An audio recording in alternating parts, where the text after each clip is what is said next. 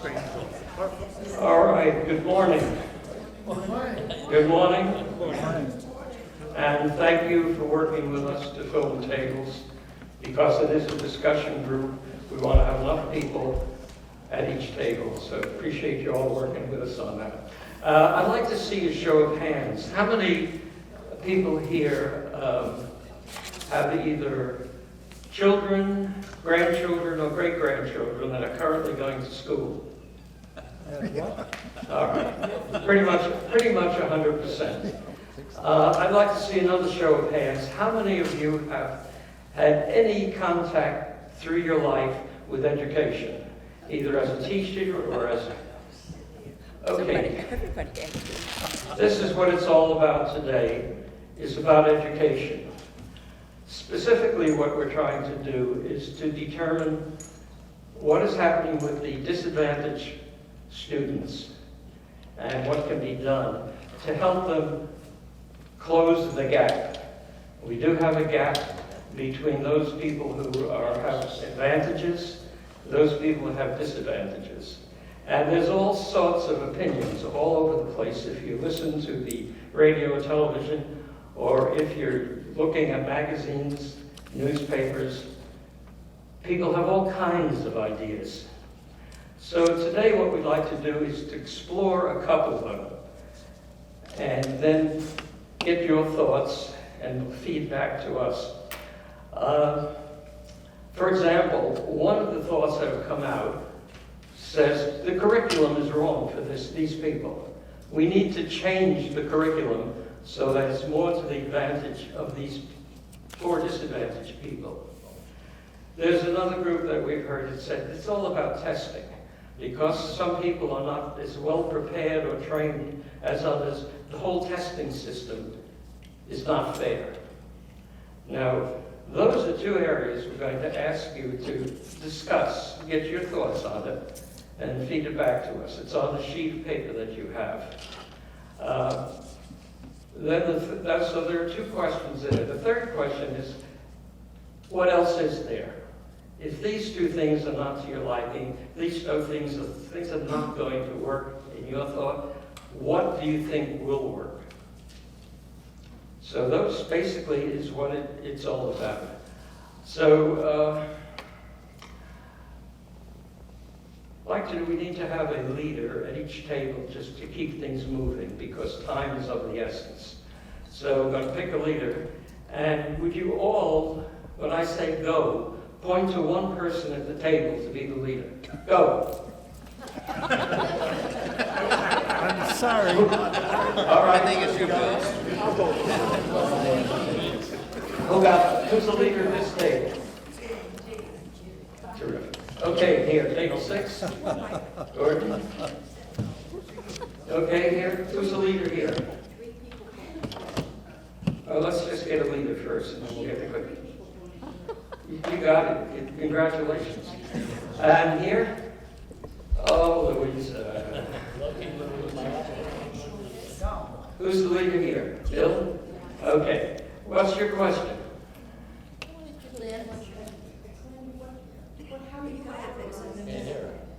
Can I? Okay. Can I say something about that, Charlie? Sure. I found it very interesting that in Charlie's introduction, he did not mention one word. What's that word? Race.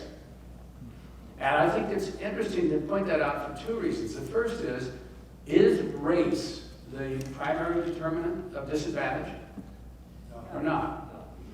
Is race, whether it's the primary determinant or not, sufficiently important that our education, that those questions could be addressed from using the word race?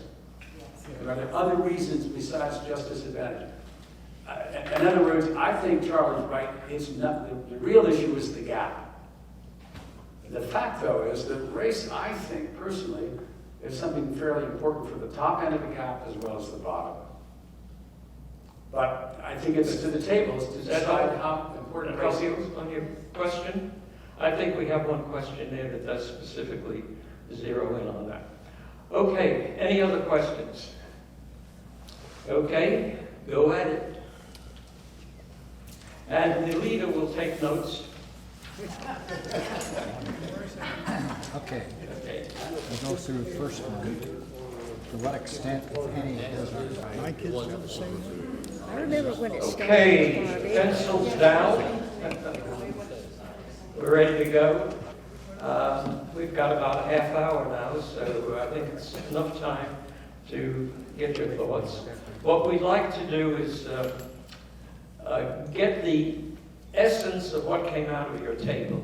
In other words, there's going to be lots of stuff that was discussed, as Bob and I observed you doing.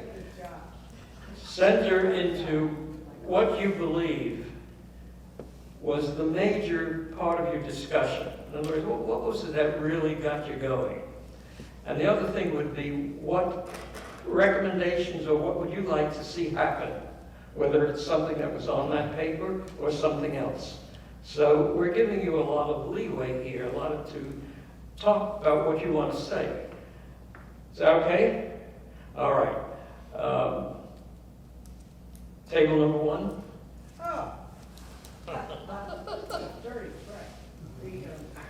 Well, that's the way it usually goes. You got a microphone,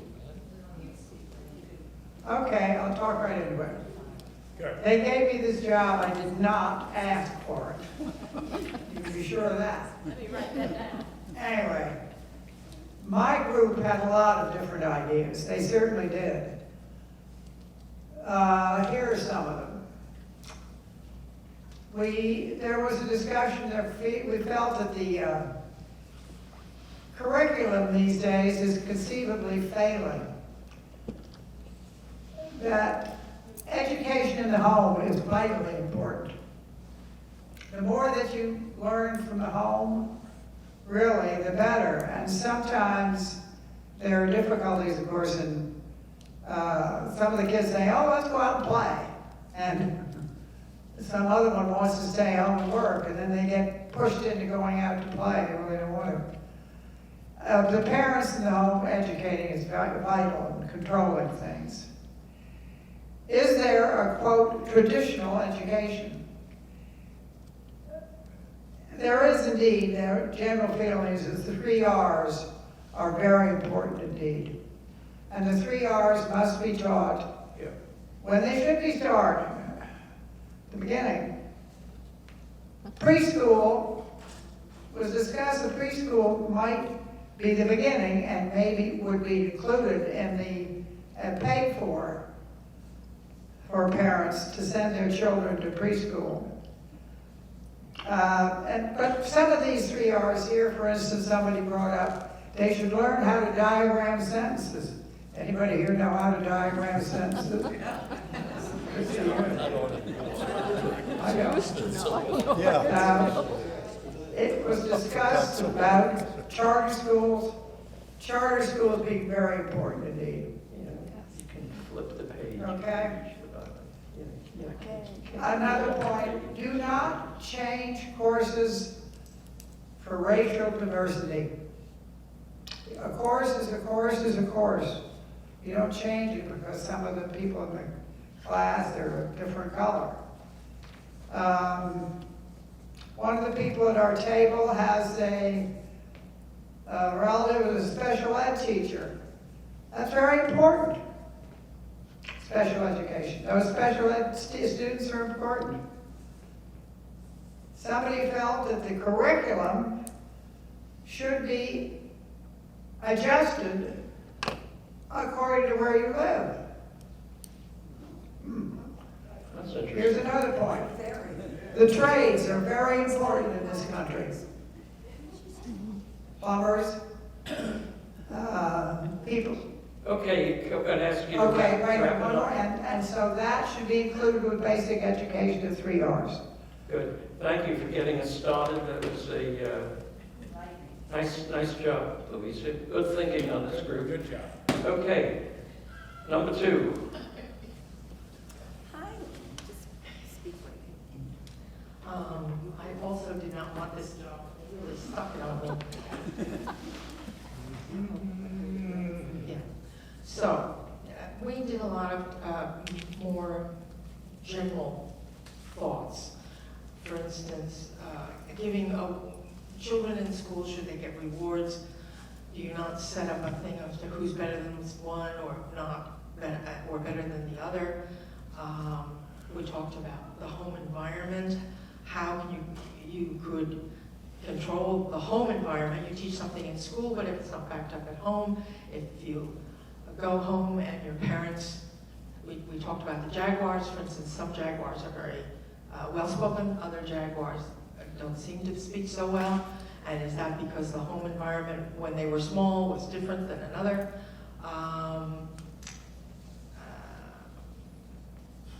We talked about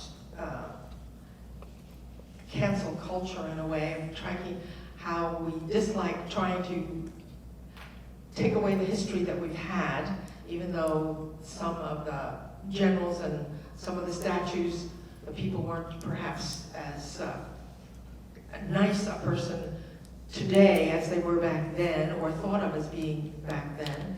Is that a fair thing to do, try to erase what happened in the old days? Can't you just build on that and move forward? We didn't come to any conclusions. Am I missing something? Speak up.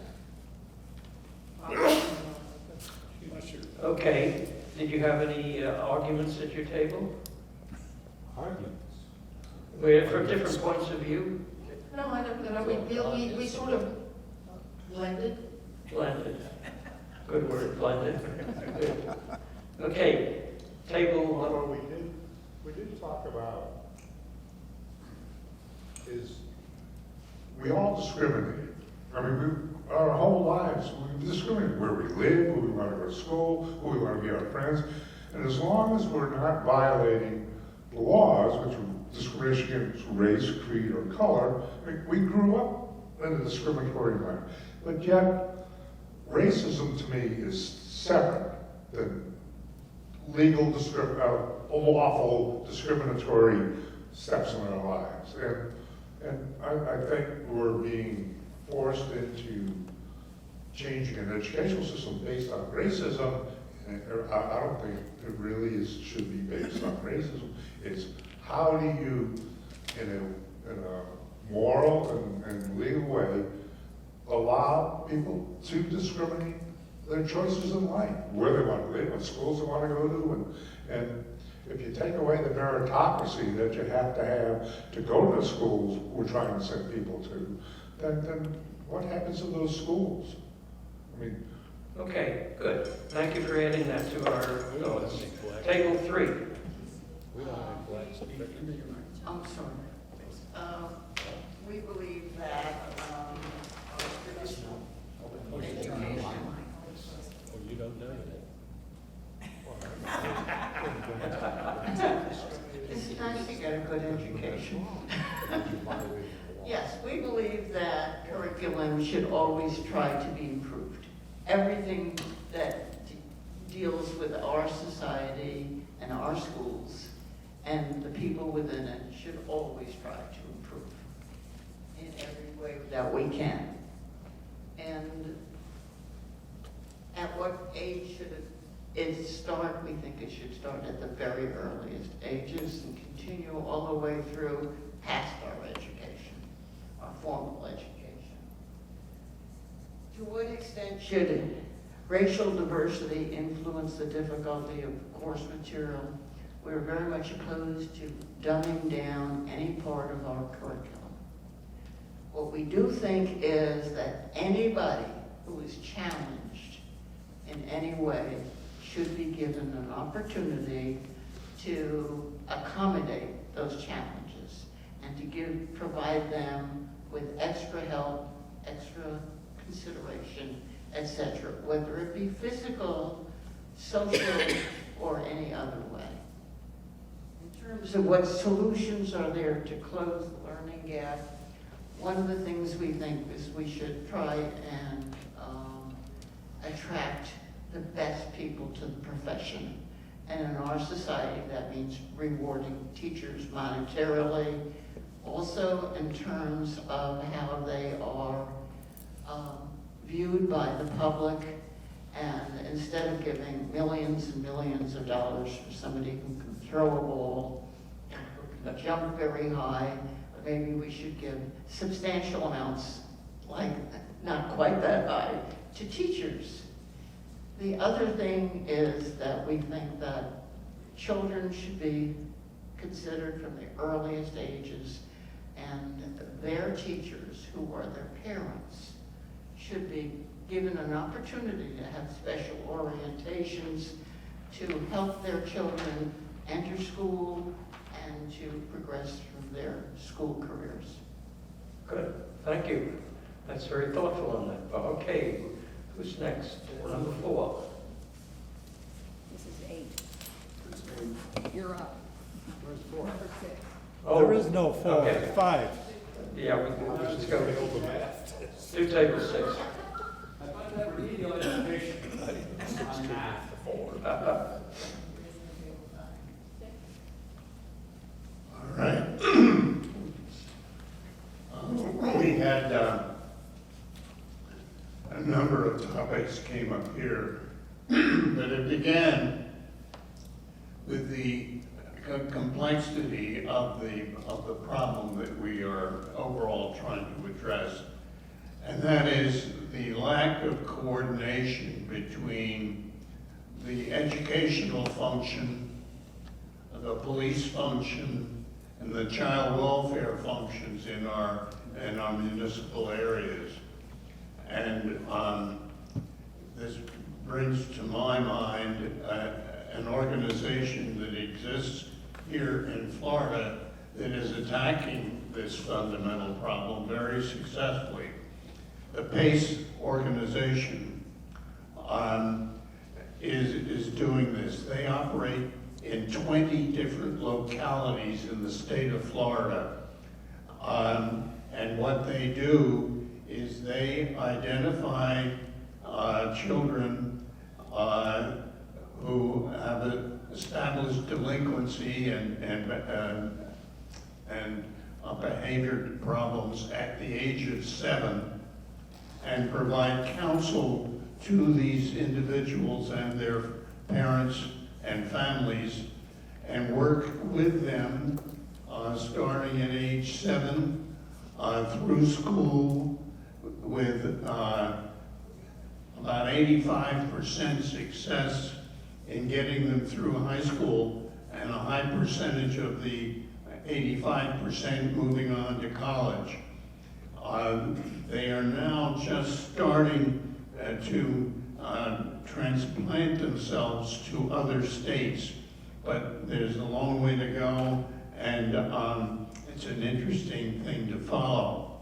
But this is attacking fundamental problems, and in that way. Good. Okay, thank you. Okay, let's see, we have our, There's another comment. okay.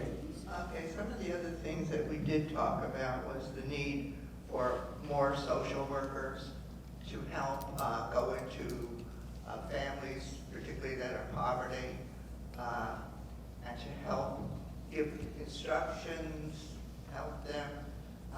The other thing we talked about was the parent training was very important, to be able to have social workers come in and do some parent training, and maybe involve other agencies in it, the child welfare agency, for instance. That's basically what I wanted to talk about, and of course we do need probably more preschool at even an earlier age, and to also make sure that Program, not the school. poverty or poverty, whether it's black or white, get equal services. Because I think the poverty is the big thing, where parents have to work and they do not have time for their children, basically. Okay, thank you.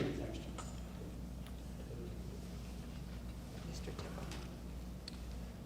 Tippett. Many of the things that ought to be talked about, but I think we zeroed in initially about teaching actual history as one of the things. In other words, how do you find the truth? How do you come up with the truth? Various examples we talked about that. And of course, he chooses the curriculum. We talked about that, whether that comes up through the state levels and so forth, how much influences the Department of Education. Does it get political? Obviously it does.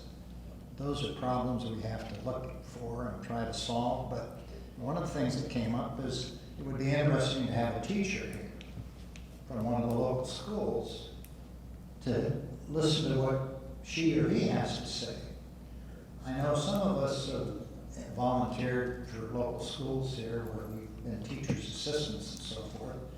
And I know during that period of time when I was doing that, you know, there was a lot of difficulty in some cases with the teachers being able to teach what they thought was correct versus what the particular curriculum at the time was. And I don't know, I think that's, of course, that's been some time ago. And on that basis, I would suggest maybe that's something Vickers as a group or this group as a, should, I'm sure they're still looking for volunteers in the local schools, and we've got some great schools here.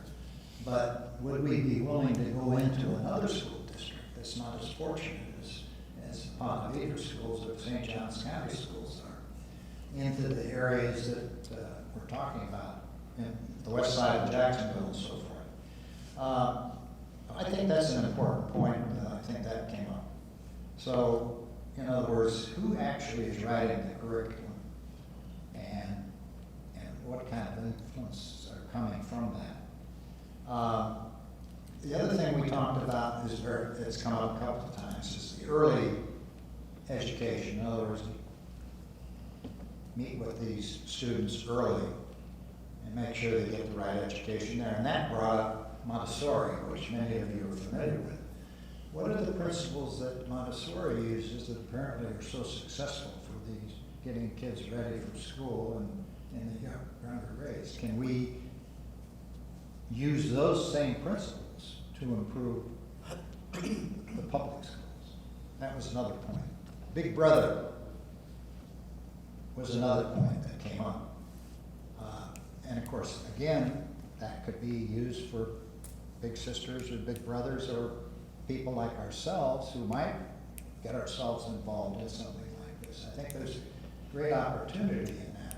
And of course, the question about dumbing it down or whatever you want to call it, one of the points came up was that some of the gifted students be used to help the other students. And I think that's being done in some cases, but that's another thing that could be used very effectively. And instead of just, I mean, they would have their, obviously not putting all the kids together, but at the same time, having the bright students who many of them, I know some of my grandkids or great-grandkids, you know, they get, some of them are very gifted, and they have plenty of time because they don't have to study that hard.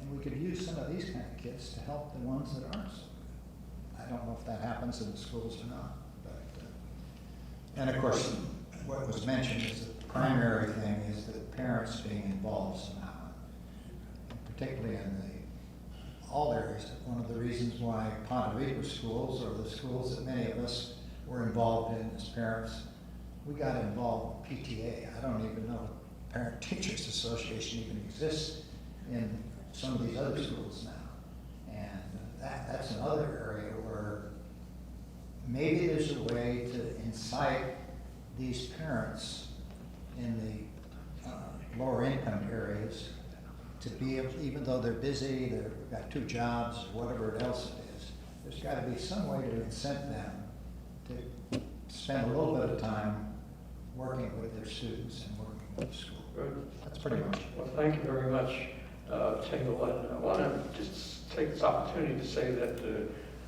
you guys really gave this some thought, and we appreciate the involvement that you took to do this. I mean, this is basically what we're all about here, is doing this. That was from your table. I was a big brother. I also did junior achievement. Do anybody remember that one? Yeah, where they form a company and who advise them on that and so on. I did that as part of the, where I worked. Okay, right now we're going to, as promised, we will finish on time. And I'm going to turn it over to Bob now for some of his comments and summary and whatever he wants to say. Well, I just got to echo what Charlie said. Excellent feedback. And some of the things that I took from this, and I love the thing, I think, Louisa, it was you who said, can we still diagram sentences? I wonder for the bulk of the young students in our schools today, how many of them have even thought about diagramming sentences? We don't teach cursive anymore. We've just barely pushed students to the point of spelling their own name or being able to sign their own signature. The idea of speaking clearly in whole sentences that are grammatically correct, I just think that's so far away from what I understand to be the challenges of preschool today or elementary school. Wouldn't it be great if diagramming sentences was something that was done, or that was done throughout the country? The big lessons, it seems to me, and then I want to come back to some troubling issues. The earlier, the better. Everybody seems to agree with that. The earlier a child begins to learn, the better.